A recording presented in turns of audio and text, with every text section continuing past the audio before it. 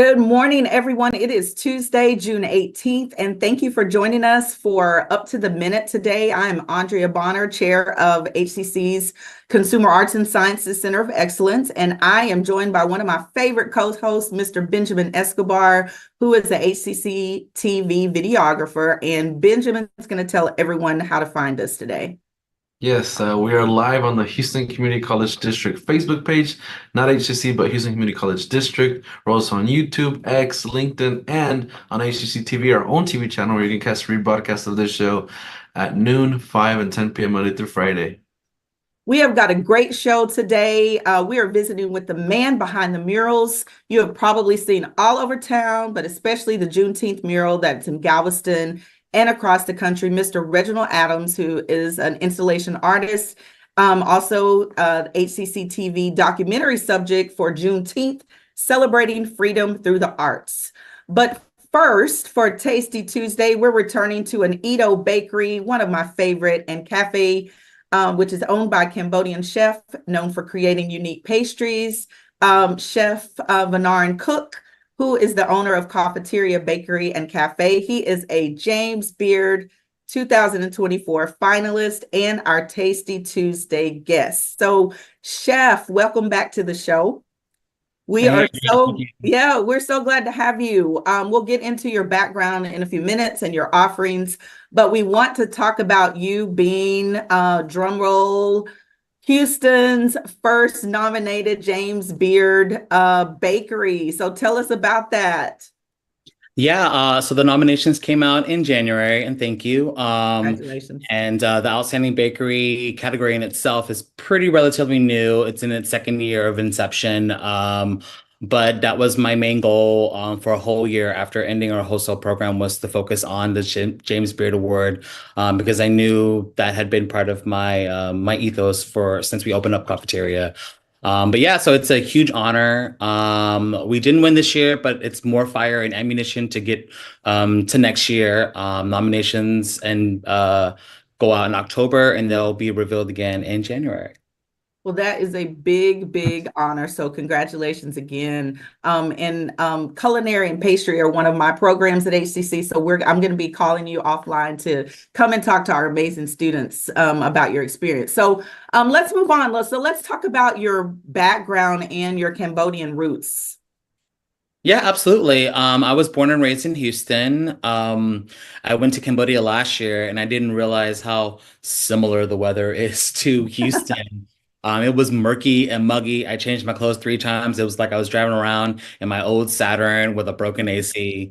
So it was very, very familiar. But my entire family is here. My aunt, all of my dad's side, all of my mom's side. And so just growing up in like these homes that are growing these very Cambodian focused vegetations like lemongrass and galangal and chai and macaque and all this stuff. Just like, it's very cool for me to see that they just literally go into the backyard, hack off a lobe of like herb and then cook with it. So that's always been kind of influential in my life in general. But the past 20 years of my career, I spent 20 years just working in fine dining in a bunch of French kitchens in New York and Chicago. And so, needless to say, no one's cooking Cambodian food in those kitchens. Well, that is so interesting to hear. So before you made your way to your own spot, you found an audience on a couple of national TV shows. I think I've seen you on one. And that sounds really fun. So tell us a little bit about that experience. Of course. I mean, you're in your 20s and you're just wilding out. And so my version of wilding out is solidifying my brand on random TV shows. I was on Top Chef when I was 26. Then I did Chopped as well when I was 27, while I was living in New York. That was a lot of fun. Everything that you see that happens on Chopped is for real. I had no idea what was happening. While I was there, I was just there for the ride. And the 10 Gs, of course. 10 Gs is always good. Cool. Before tax. Yeah. See, that's what they don't tell you is the after taxes portion.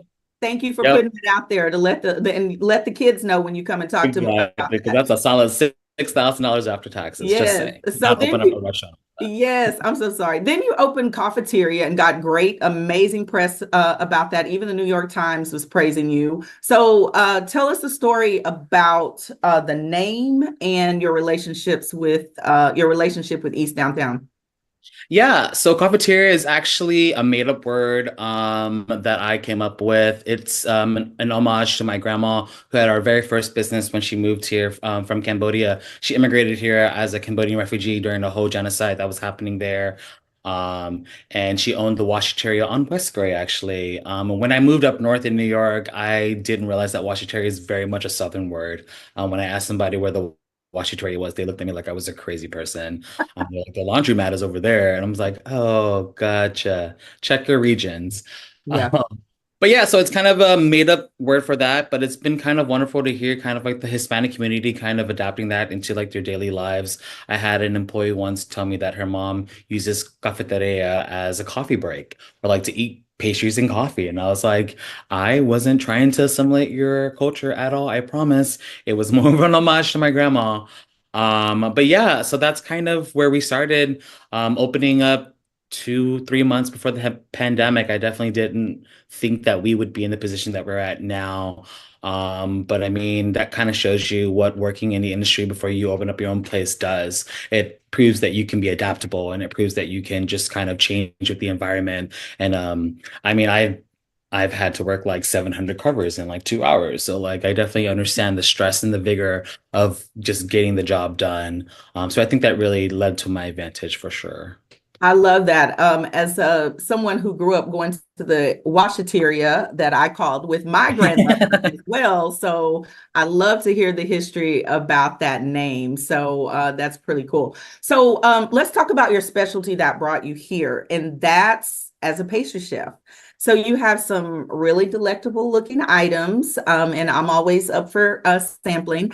Can you tell us about some of the most creative and the best-selling sweets? Yeah, right now, so for the month of June, obviously, it's Pride Month. And so we've been doing a lot of collaborations with LGBT chefs around Houston. We just recently got done with our Father's Day special, which was our hot dog croissant. The whole shtick for it is you don't have to be a father to be a daddy.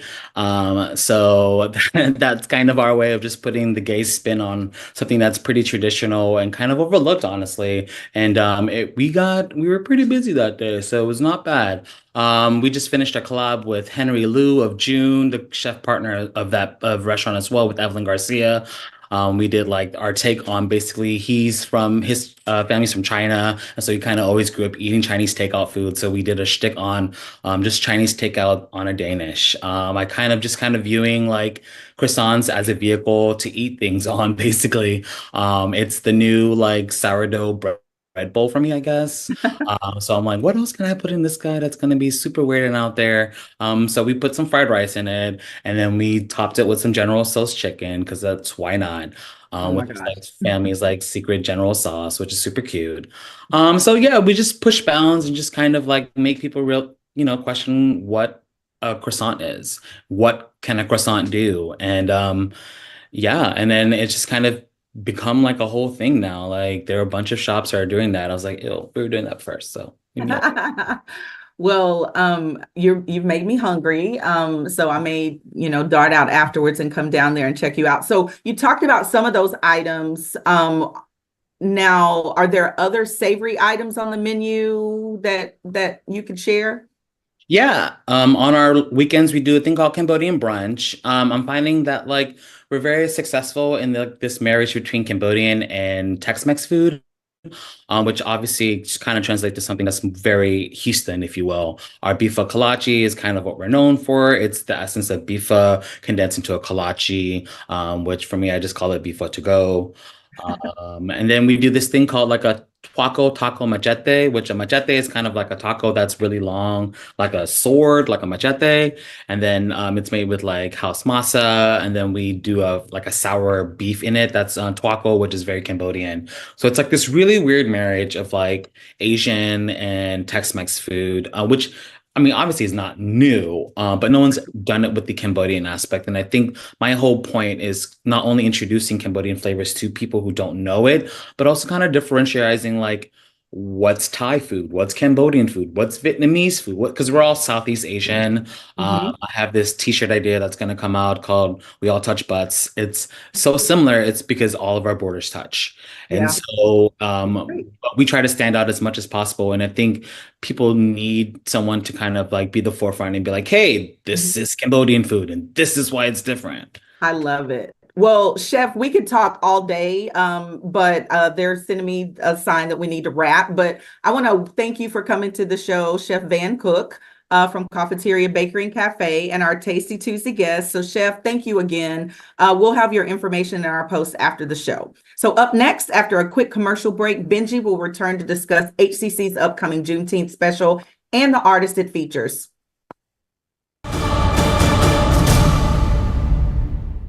When I grow up, I want to work in a lab to build robots. From classroom to career, we're with you every step. Register for real-world education at hccs.edu. That one day at PE when they were like yelling at me and then you just linked arms with me, I don't think you know how much like that helped me. I finally like knew that I had somebody.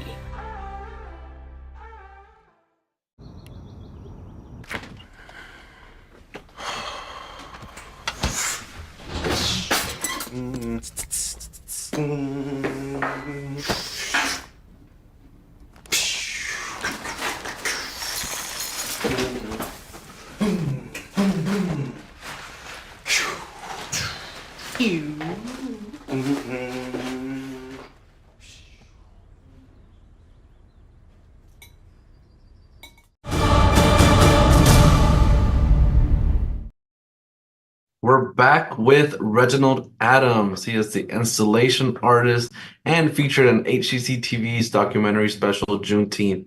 HCC celebrates freedom through the arts. Welcome back to the show, Reginald. Glad to be back with y'all this morning. Thank you. Of course. To merely call you an installation artist is not quite accurate because so much of your work is about advocacy and empowerment. So let's start with you giving us a brief background about yourself. So I've been in Houston for the past 30 years. And the moment I moved to Houston, I took a deep dive into the public arts scene. And so over the course of the last 3 decades, I've been really fortunate to have created hundreds of murals and sculptures and installations across the city. But I think what makes my approach to public art unique is the way we engage the public in public art, because I love including other artists, community, youth, the young and young at heart in the co-creation of these works. And so I've been having a great time doing just that, spreading the love across the city. Of course. And I know with every artist that I've met, it's always a very different path and what shaped them to be an artist. So tell me about your career path and those key points that shaped you as an artist. Well, I'd like to say I'm the little boy who loved to draw, who never grew up. I don't remember a time in my life where didn't have a dream of being an artist. And thanks really to my parents, who were incredibly supportive of this natural ability to draw and to create, I've always been able to live out a dream. And so I never stopped drawing, never stopped painting. And as I just began to develop, other skills and learned that there was value to my work, I saw that this is something I could make a living off of. And so when I graduated high school and moved to Houston, I immediately took pursuit of making a career as an artist and have never looked back.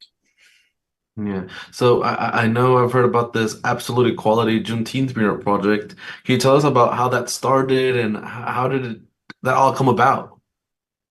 So the Absolute Equality Juneteenth mural in Galveston, Texas, which is the birthplace of Juneteenth, began, I'd say, with a phone call in the fall of 2020, where we were contacted by Sheridan Lorenz, who is from Galveston, but very well-connected individual who just had the vision of celebrating Juneteenth through a mural.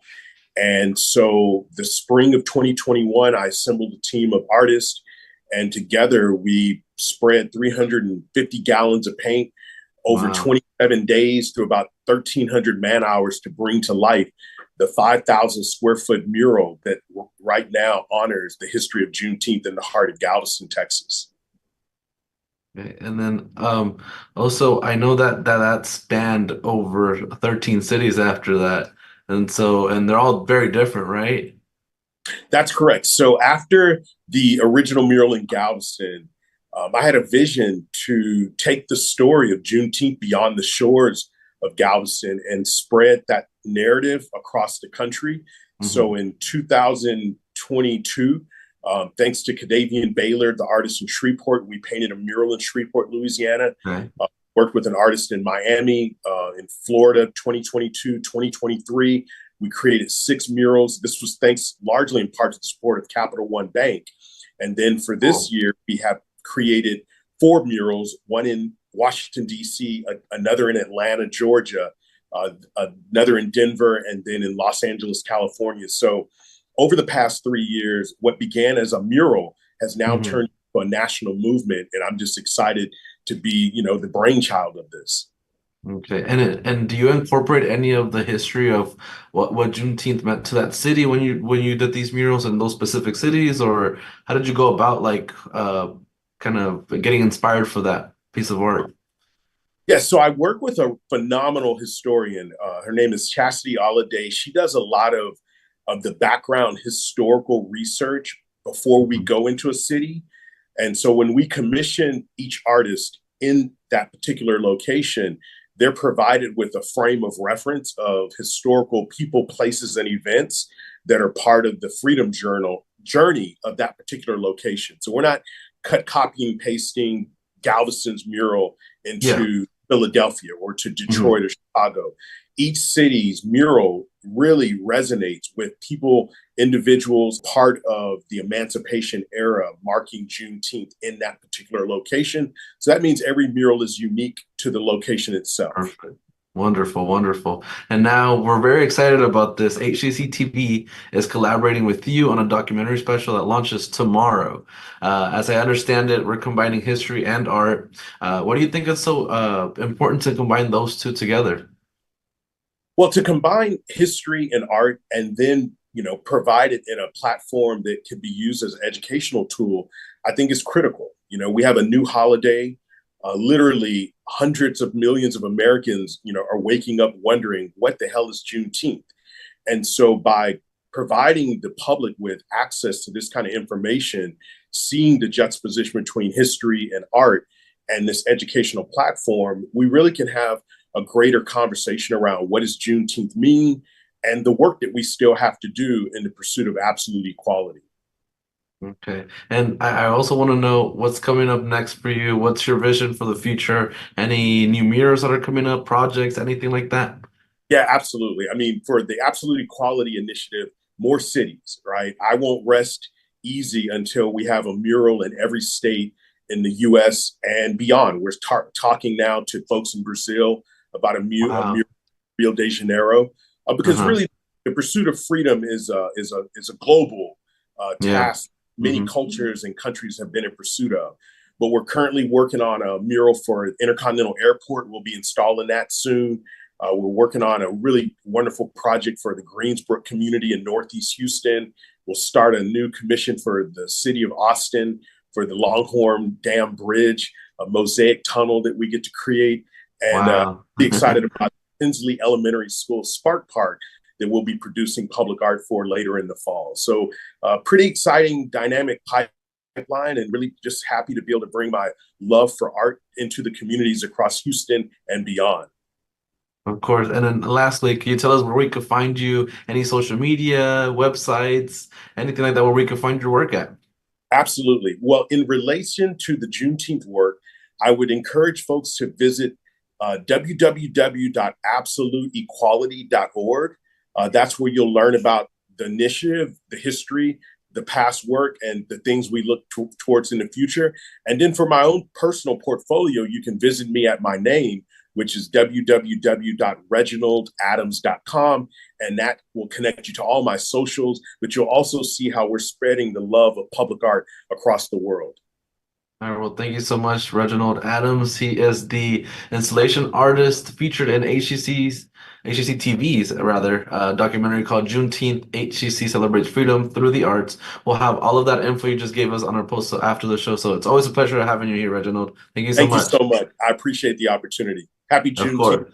Cheers. Yeah, yeah. And then so coming up next, we have a quick commercial break, and Andrea and I will return for some news and announcements. When I grow up, I want to work at a school so I can be a teacher. From classroom to career, we're with you every step. Register for real-world education at hccs.edu.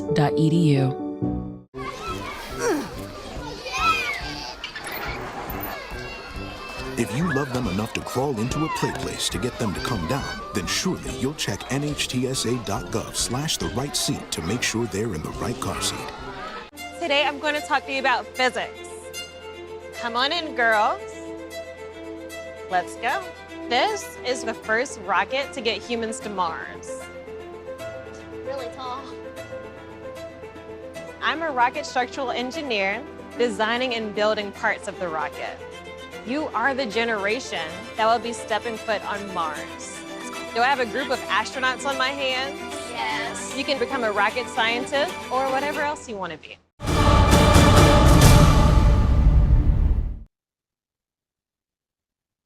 Hello, everyone. So we have got a few new news and announcements for you guys. And Benjamin, that was a great interview with Reginald Adams. So first, we've got a growing career. Check out HCC's agriculture camp.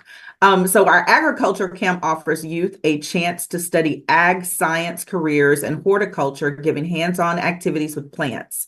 It is for grades 6 through 9, and the cost is only $25. So 8:30 a.m. to 12:30 p.m. It's Monday through Friday. It's June 24th through 28th at HCC's Katy campus. Registration information is in our post after the show.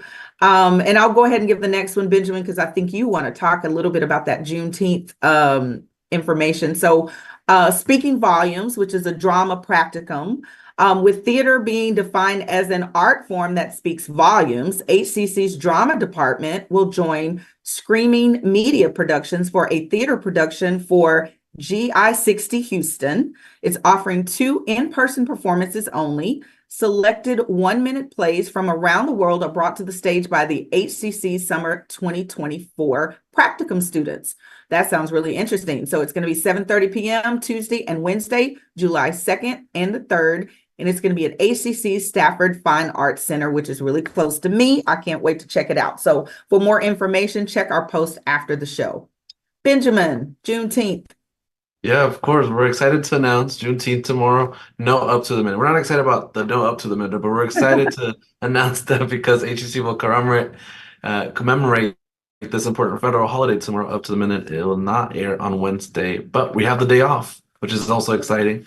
But we'll return on Friday, June 14th. Also, remember, I know earlier on the show I did say that the show with Reginald will air tomorrow, but it airs today at 1:30. So HCCTV will also present that special featuring Houston artist Reginald Adams, launching today at 1:30 p.m. today. And if you don't catch it today, you can also catch it throughout this whole month.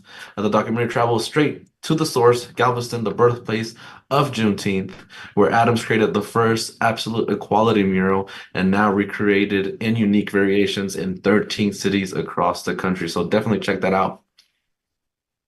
Very good reason to be off tomorrow, not just off, but really great, important holiday. So tell us about fall registration, Benjamin, and I'll take us out.